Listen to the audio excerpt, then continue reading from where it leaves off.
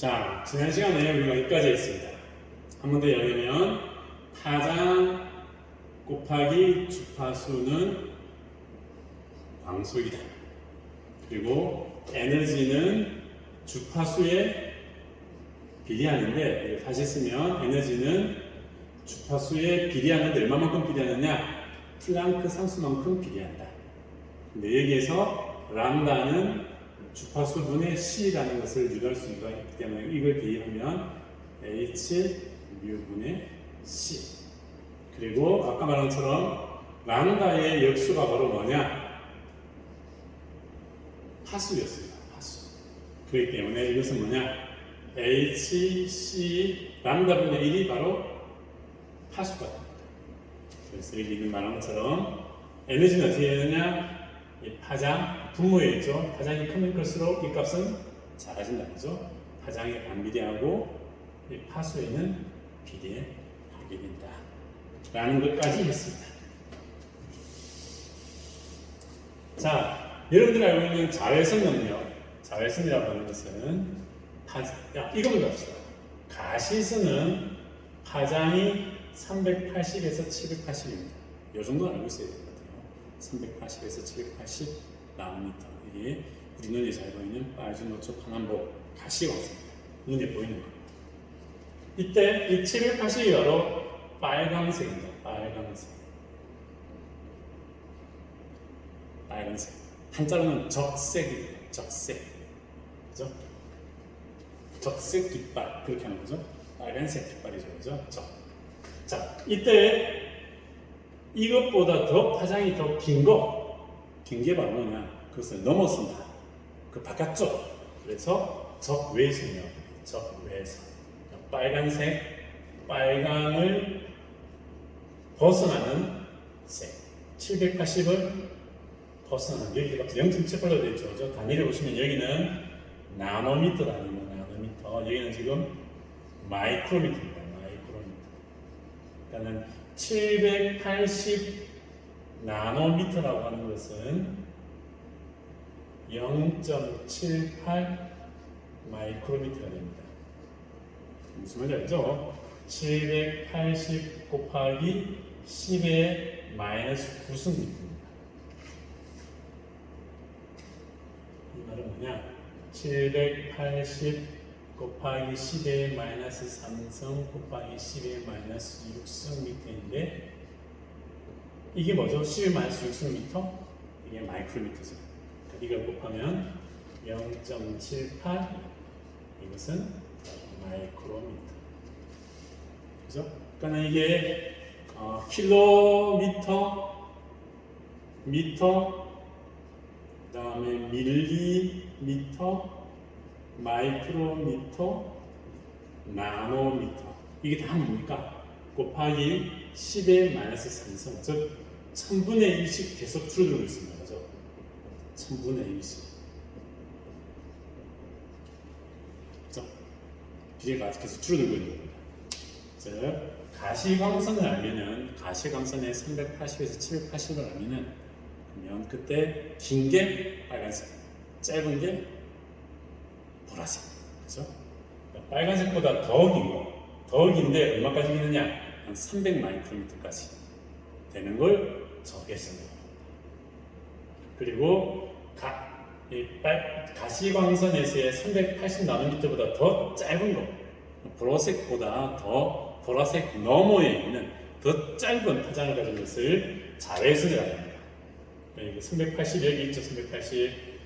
380보다 더 짧은 거, 10나노미터. 그것을 자외선 능력이라고 합니다. 이 10나노미터보다 더 짧으면 또 이름이 다르게 붙습니다.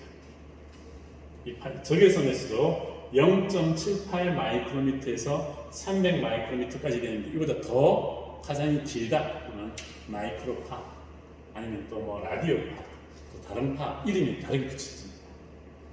여러분들 한번 여기 있는 가시광선, 가시석이라고 하는데, 가시광선의 파장 380에서 780, 이 정도는 외우고 있으면 좋을 것 같습니다. 그리고 파장이 긴 것은 빨강, 짧은 것은 파랑. 빨강보다 긴 것은 적외선. 그리고 이게 보라색보다 더 짧은 것은 자외선. 자, 그것을 봤습니다. 그리고 이 단위 킬로미터, 미터, 밀리미터, 마이크로미터, 나노미터 혹은 킬로그램, 그램, 밀리그램, 마이크로그램, 나노그램 마찬가지로 다 천분위씩 줄어들고 있습니다. 그렇죠? 이것은 여러분들이 순간적으로 계산을 잘 할 줄 알아야 된다. 이 계산을 왔다 갔다 이걸 제대로 못하면 잘못하면은 10의 3승만큼 농도를 더 높게 쓰거나 혹은 10의 6승만큼 농도를 더 낮게 쓰거나 왔다 갔다 혼란스러울 수가 있습니다. 여러분들이 이것도 잘 기억하시기 바랍니다. 자, 그 다음 지금은 B에 대해서 얘기해 보겠습니다. B. 여기서 이제 보면 웨이브랭스가 되어 있습니다. 아까 말한 것처럼 380에서 780 정도까지가 가시광선이었습니다. 색깔로 되어 있죠. 빨주노초 파란도 되어 있는데 일반적으로 우리 눈에 들어오는 것은 이것만 보이고 이것을 넘어서는 것, 이 레드를 넘어서는 것을 인프라레드라 되어 있습니다. 영어로 인프라 레드. 그러니까 빨간색을 넘어서는 그죠? 적외선. 여기에 UV 나오죠. UV. UV는 울트라 바이올렛. 그러니까 바이올렛이 보라색이죠. 그죠? 보라색을 넘어서는 것. 이렇게 사용한 것은 적외선, 자외선.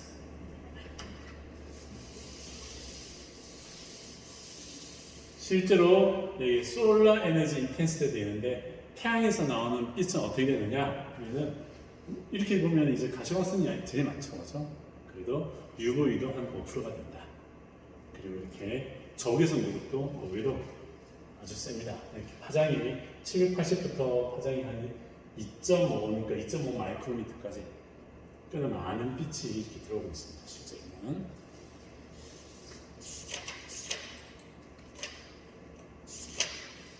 자. 그러면 여러분들은 책에 보면 이 표가 하나 있습니다. 이 표를 잘 보셔야 됩니다. 이 표를 보시면 여기에 복사성, 분광법 되어 있는데 빛의 종류가 이렇게 쫙 있습니다. 빛의 종류. 조금 전에 말한 것처럼 가시선, 자외선, 적외선 들어봤죠, 그죠? 그리고 X선도 들어봤을 겁니다. X선 우리가 가슴 흉부 촬영할 때 많이 나오죠, 그죠? 다음 감마선.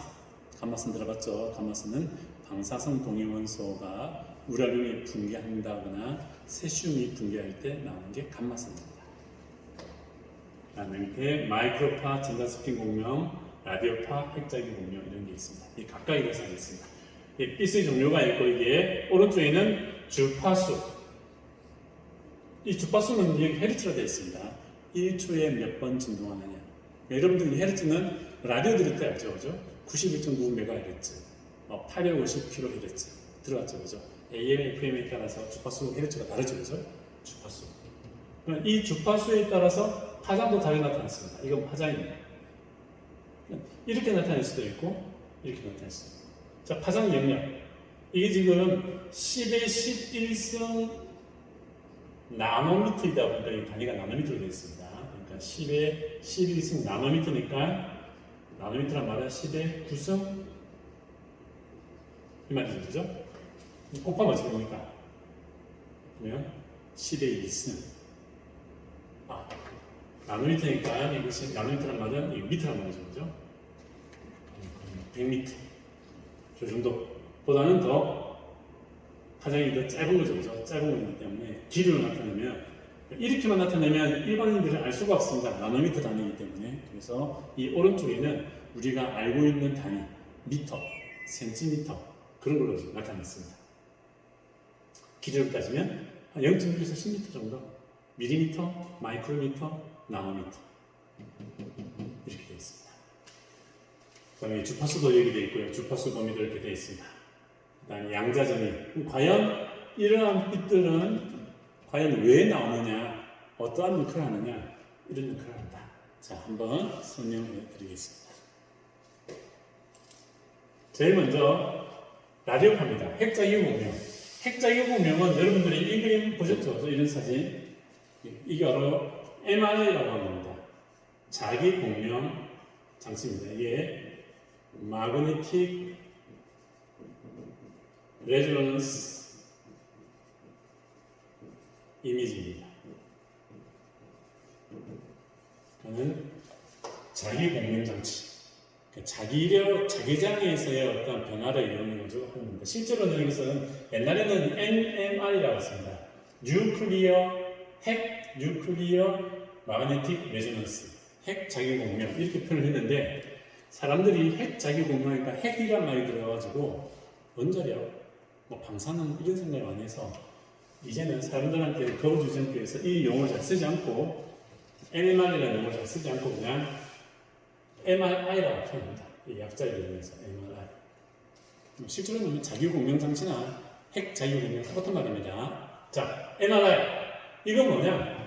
여기에다가 자기장을 세게 그려주면 핵 자체의 스핀이 한 방향으로 됩니다.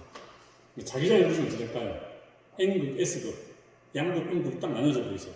그러니까는 자세한 말 하지 않고 그러니까 핵 자체가 어떤 방향성을 딱 띄게 됩니다. 이것은 에너지가 그렇게 다른 것에 큰 영향을 주지 않습니다. 그것만 영향을 줍니다. 핵의 스핀만 영향을 줍니다.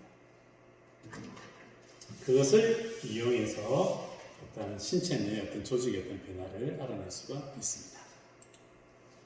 자기장입니다. 자기장에서 핵의 스핀.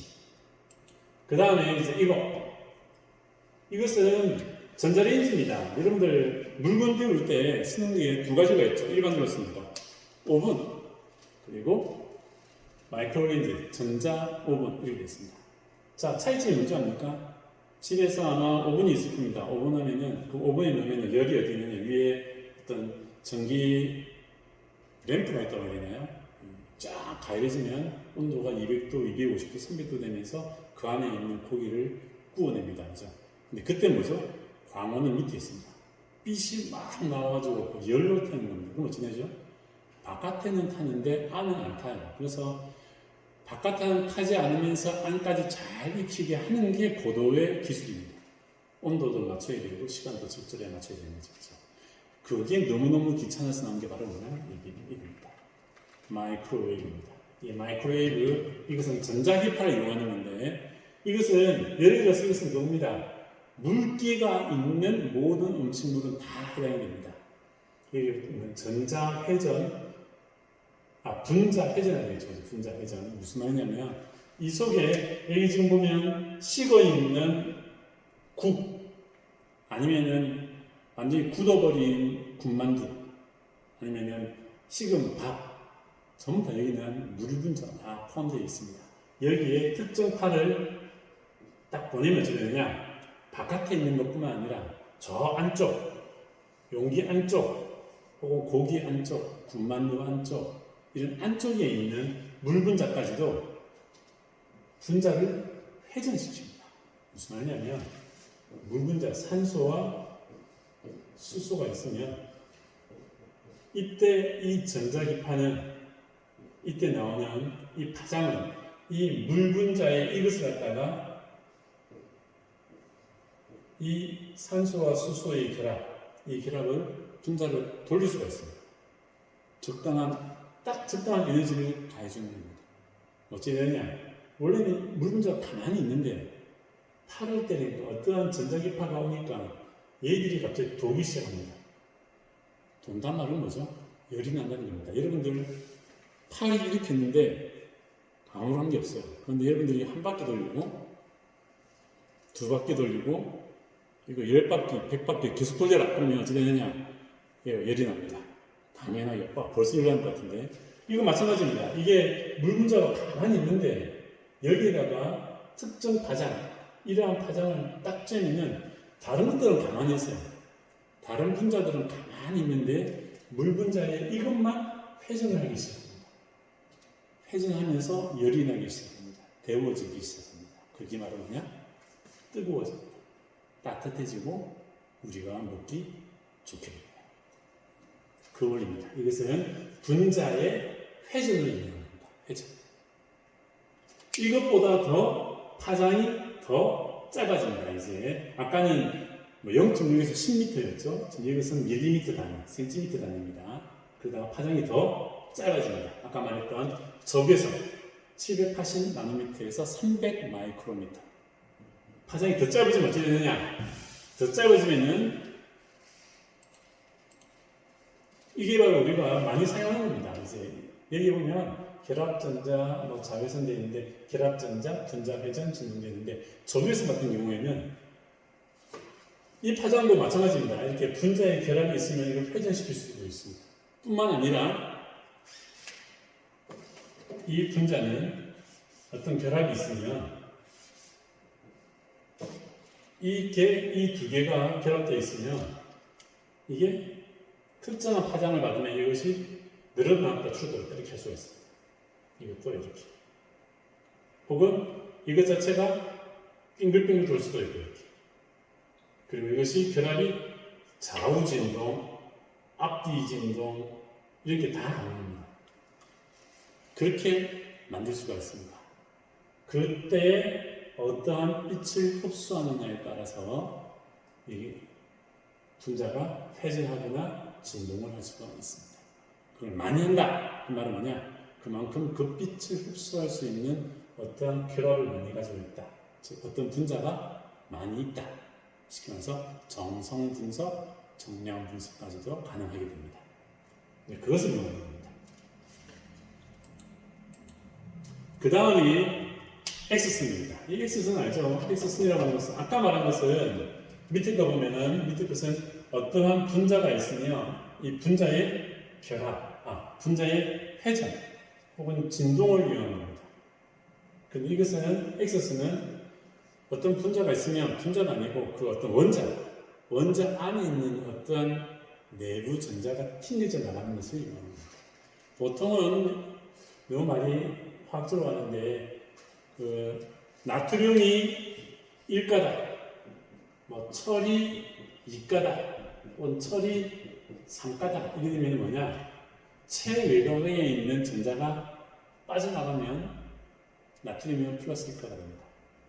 철 2가닥 말은 뭐냐? 원래 철은 이렇게 되어 있었는데 어떤 반응에 의해서 최외곽, 가장 바깥 껍질에 있는 전자 2개가 나가면은 2가, 3개가 나가면 3가. 이건 전부 다 최외곽 전자입니다. 최외곽.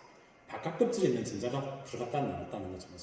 그런데 여기서는 X선이라고 하는 것은 내부 전자입니다. 최외곽이 아니고 안에 있는 전자가 휙 나오는 거예요. 그걸 이용하는 게 바로 X선입니다. 그렇게 해서 이렇게 엑스레이를 찍을 수가 있습니다. 그리고 이제 우리가 알고 있는 방사능, 감마선, 베타선, 알파선 이렇게 알파, 베타, 감마 여러 가지 종류가 있죠. 방사능에는 방사선이 많이 있는데 이것은 뭐와 관련되어 있느냐? 핵입니다. 쉽게 말해서 여러분들 우라늄, 토륨 들어봤죠, 그죠? 플루토늄 이것은 뭐냐? 우라늄 핵이 있는데 이 핵 자체가 원래는 핵은 뭐죠? 양성자, 중성자 이루어져 있죠. 그리고 바깥에 전자가 있습니다.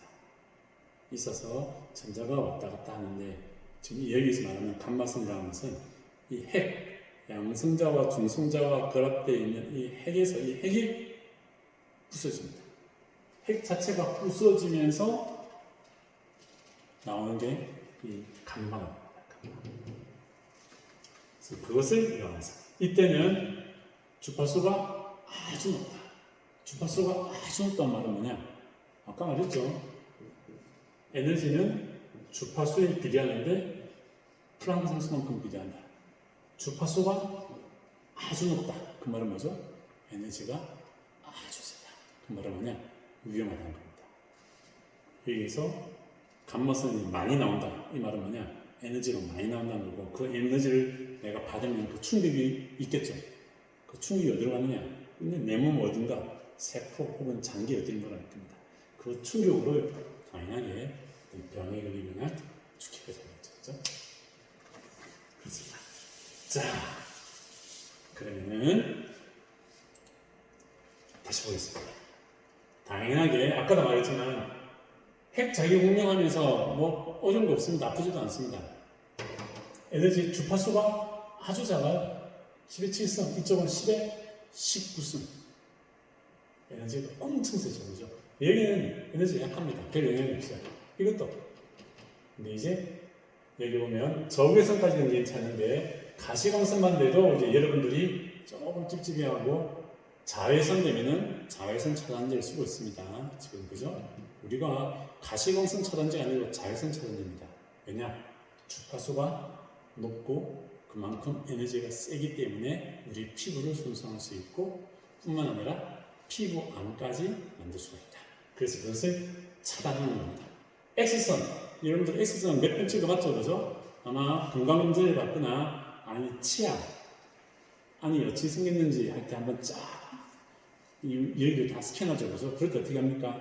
여러분은 안이 있지만 그것을 다루는 방사선 의사들은 그 찍는 곳 바깥으로 나갑니다. 그죠? 왜냐? 에너지가 너무 세요. 바깥으로. 감마선, 당연히죠. 원자력 발전소에서 나오는 핵 폐기물들, 특히 고방사능 폐기물들은 어떻게 되죠? 따로 보관하죠. 그죠? 아주 조심스럽게. 그 이유가 뭐냐? 에너지가 너무너무 세기 때문입니다. 자, 그렇게 알면 됩니다. 자, 밑에 가겠습니다. 자, 이것은 복사선의 효과에 대해서 설명하겠습니다. 아까도 말했지만 위에는 이거 뭐 내부전자 핵도 있는데 밑에 보시면 전자가 있습니다. 결합전자. 자, 실제로 여러분들이 저랑 산화에 대해서 어떤 수질 항목, 뭐 암모니아나 인산, 뭐 아질산 이런 것을 측정한다 그러면 사실은 이걸 이용합니다. 저희들은 효과법 중에서 쉽게 말해서 어떠한 물질이 있는데 어떠한 분자가 있는데 여기에 특정 파장을 특정 빛을 쬐면은 이 빛을 쬐면은 이 분자는 빛을 흡수합니다. 빛을 흡수한다고 하는 거죠. 내가 가만히 있는데 햇빛이 쫙 비쳐요. 그럼 어찌 됩니까? 느낌이 따뜻하죠. 아, 내 피부가 좀 달아오르는 것 같다. 햇빛으로부터 열을 받는 것 같다는 거죠. 분자도 마찬가지입니다. 어떤 빛을 특정 파장을 쬐면은 열을 받습니다. 근데 얘는 열을 받는 정도가 아니고 이 분자는 체외곽 전자가 있습니다. 만약에 그 체외곽 전자가 3S에 있다. 첫 번째 껍질에 있는 게 뭐죠? 나트륨 같은 경우는 1S2 첫 번째 껍질에 S 껍질이 두 개가 있고 그 다음에 2S2, 2P6 그 다음 뭐죠? 3S1이죠. 그죠? 총 원자 번호가 11번이기 때문에 이것은 전자가 총 11개가 있습니다. 그 중에서 가장 바깥에 있는 게 3S1입니다. 여기에다가 빛을 딱 쬐면 어찌 되느냐? 체외곽에 있는 이 전자가 이 전자들은 가만히 있습니다. 반응에 참여하잖아요. 항상 반응에 참여하는 것은 가장 바깥에 최고 바깥에 있는 체외곽 전자에 있는 이것만 반응합니다. 열을 받으니까 어떻게 되죠? 들뜨겠죠. 처음에 여기 있었는데 열을 받았어요. 빛을 받았어요. 들뜹니다. 이쪽으로 갈 수 있습니다. 아니면 3P, 아니면 4P, 아니면 5P, 6P, 7P, 8P 이렇게 올라갈 수 있어요. 혹은 여기에서 이쪽으로 갔다가 3P에서 더 열을 받으면 4S로, 3D로 이렇게 갈 수 있는 곳이 많이 있습니다. 이렇게. 그죠? 이렇게 갈 수가 있는 요 정도의 에너지를 가지고 있는 람다와 혹은 요 정도 여기에 올라갈 수 있을 만큼의 에너지를 가진 람다2의 파장은 내가 흡수할 수가 있습니다. 그리고 여기에서 여기까지 3D에서 4F로 올라갈 수 있는 이 정도의 파장도 흡수할 수 있습니다. 쉽게 말해서 어떤 특정 파장만 흡수할 수 있습니다. 그러니까 우리가 빛을 쓰면 우리는 그 햇빛에서 산책하거나 하면 따뜻하다 정도가 되겠지만 실제 화학적으로는 특정 분자들은 특정 화합물, 특정 파장의 빛만 이렇게 흡수합니다. 알겠죠? 네, 그것을 이용해서 이렇게 흡수하면은 이 시료 안에는 특정한 물질 X가 있구나, Y가 있구나 라는 것을 알 수가 있습니다. 자, 그래서 원자 같은 경우는 스펙트럼이 아주 단순합니다. 이렇게 여기에 어떤 가스, 특정 원자예요. 특정 원자. 특정 원소로만 이루어져 있는 가스가 있습니다. 이 기선 짝점에는 빨간 노초 파란보 파장이 쫙 이렇게 나와요. 연속적으로. 이 가스만 보면은, 이 가스만 딱 뜨면은 이 가스에는 특정 파장의 빛만 나옵니다. 특정 파장의 빛만. 이 가스를 식혀가지고 있을 때 어찌 되느냐. 원래는 이 빛은 아까 뭐였죠? 이렇게 연속적으로 나왔죠. 빛이. 파장이 연속적으로 나왔는데 콜드 가스를 통과하는 것이 되느냐. 이렇게 나오는 게 이 빛만 흡수되어져 가지고 이렇게 됩니다. 쉽게 말해서 이게 라인 스펙트럼 되겠죠. 그러니까 선 스펙트럼, 특정 파장만 흡수되어집니다. 그래서 원자 흡수, 원자에 대해서는 특정 원자는 항상 단순한 스펙트럼을 듭니다. 스펙트럼이 아주 단순해요. 그래서 한정된 개수의 좁은 범위로 그런데 만약에 분자는 어떻게 되느냐? 분자는 것이 아까 말한 것처럼 지금 N2O, 그냥 산소에 질소 2개가 붙어 있습니다. 아주 간단한 것 같은 거죠. 그런데도 불구하고 이 N2O라고 하는 이 분자는 아까는 원자고 하나의 원소로 이루어져 있고, 그래서 이제 두 개의 원소로 이루어진 분자입니다. 이것은 빛을 갖다가 여기 보면 웨이브 넘버를 했죠. 웨이브 넘버. 이 말은 뭐냐? 람다분의 1입니다. 쉽게 말해서 픽 하나하나가 다 파장이 다 다른 거예요. 아주 다양한 파장을 이렇게 흡수합니다. 다양하게. 알겠죠? 그렇기 때문에 왜 이렇게 되느냐? 에 대해서는 다음 시간에 분자 흡수 스펙트럼에 대해서 알려주겠습니다.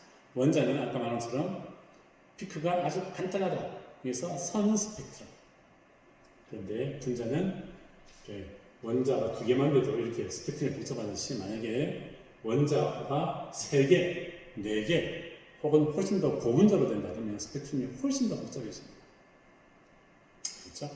자, 거기에 대해서는 다음 시간에 하도록 하겠습니다.